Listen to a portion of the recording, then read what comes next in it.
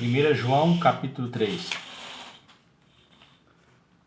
versículos 1 e 2. O apóstolo admira o amor de Deus ao tornar os crentes seus filhos. Versículo 3 ao 10. A influência purificadora da esperança de ver a Cristo. O perigo de ter essa pretensão vivendo em pecado. Versículos 11 e 15 ao 15. O amor aos cristãos é o caráter do verdadeiro cristão. Versículo 16 ao 21. Esse amor é demonstrado por seus atos. Versículos 22 ao 24. O benefício da fé, do amor e da paz e da obediência. Versículo 1 e 2.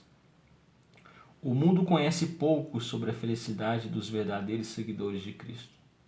O mundo não sabe que esses pobres, humildes e desprezados são os favoritos de Deus e que habitarão no céu. Os seguidores de Cristo devem contentar-se com as dificuldades daqui, uma vez que estão em terra de estrangeiros, onde o seu Senhor foi muito maltratado antes. Os filhos de Deus devem andar por fé, viver por esperança. Devem esperar a revelação do Senhor Jesus com fé, esperança e desejo fervoroso. Os filhos de Deus serão conhecidos e manifestos pela semelhança que possui com a sua cabeça. Serão transformados à sua imagem por vê-lo. Versículos 3 ao 10. Os filhos de Deus sabem que seu Senhor tem olhos muito puros, que não permitem que nada ímpio e impuro habite nele. A esperança dos hipócritas, não a dos filhos de Deus, é a que permite a satisfação de desejos e concupiscências impuras. A esperança dos hipócritas, não a dos filhos de Deus, é a que permite a satisfação de desejos e concupiscências impuras. Sejamos seus seguidores como filhos amados, demonstrando assim o nosso sentimento em relação à sua inexprimível misericórdia, e expressemos esse pensamento humilde, agradecido e obediente que nos convém. O pecado é rejeitar a lei divina. Nele, isto é, em Cristo, não houve pecado. Ele assumiu todas as fraquezas, mas sem o pecado, que foi a consequência da queda, isto é, todas essas fraquezas da mente ou do corpo que submetem o homem aos sofrimentos e o expõem à tentação. Ele não teve a nossa fraqueza moral, nem nossa tendência ao pecado. Aquele que permanece em Cristo não pratica o pecado habitualmente. Renunciar ao pecado é a grande prova da união espiritual com o Senhor Jesus Cristo, da permanência nele e em seu conhecimento salvador. Cuidemo-nos para não nos enganarmos a nós mesmos. Aquele que faz justiça é justo e segue a Cristo. Por fé, demonstra interesse em sua obediência e sofrimentos. O homem não pode agir como o diabo e, ao mesmo tempo, ser um discípulo de Jesus Cristo. Não sirvamos nem consintamos naquilo que o Filho de Deus veio destruir. Ser nascido de Deus é ser inteiramente renovado pelo poder do Espírito de Deus. A graça renovadora é um princípio permanente. A religião não é uma arte, nem questão de destreza ou perícia, mas de uma nova natureza. A pessoa regenerada não pode pecar como pecava antes de nascer de Deus, nem como pecam outros que não são nascidos de novo. Essa luz existe em sua mente e lhe mostra o mal e a malignidade do pecado. Existe em seu coração essa inclinação que lhe dispõe a aborrecer e odiar o pecado. Existe o princípio espiritual que se opõe aos atos pecaminosos. E existe o arrependimento quando se comete o pecado. Pecar intencionalmente é algo contrário a este. Os filhos de Deus e os filhos do diabo têm características diferentes. A semente da serpente é conhecida por seu descuido da religião e por seu ódio aos cristãos verdadeiros. Somente é justo diante de Deus, como crente justificado, aquele que é ensinado e disposto à justiça pelo Espírito Santo. Nisto se diferenciam os filhos de Deus e os filhos do diabo.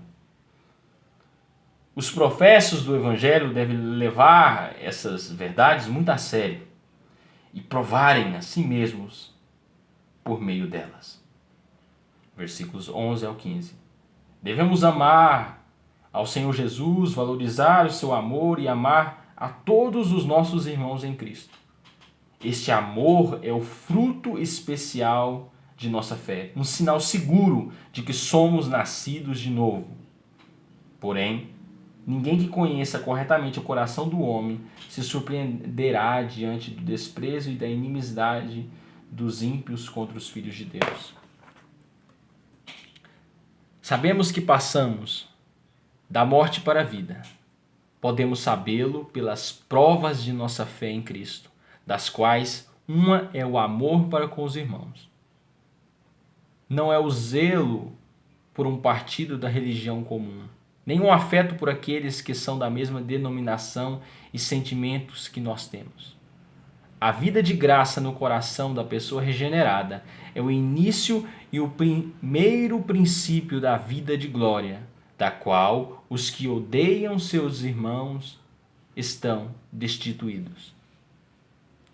Versos 16 ao 21.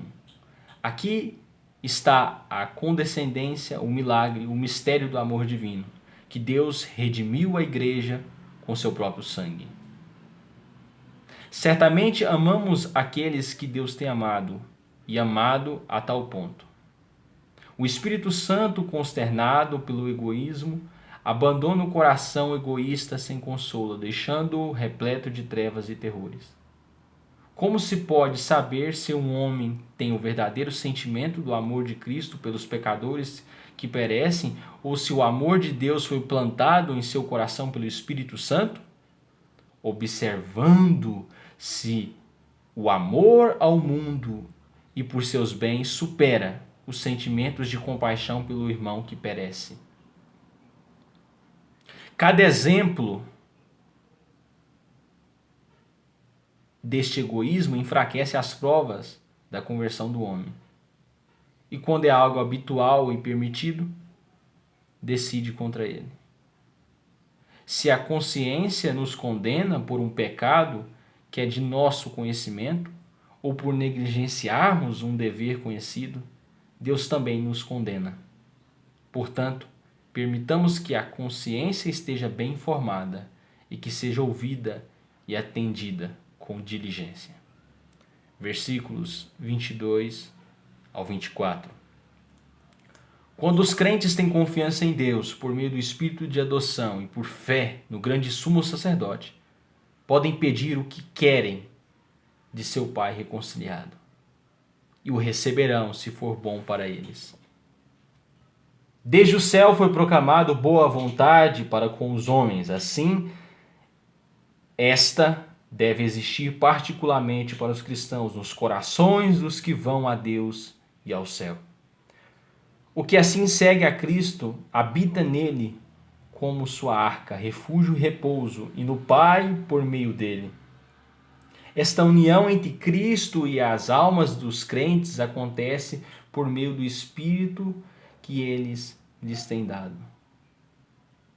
O homem pode crer que Deus é bondoso antes de conhecê-lo. Porém, quando a fé toma posse das promessas, coloca a sua razão em ação. O Espírito de Deus realiza uma mudança em todos os cristãos verdadeiros, levando-os do poder de Satanás ao poder de Deus. Considere, ó crente, como ele transforma o teu coração.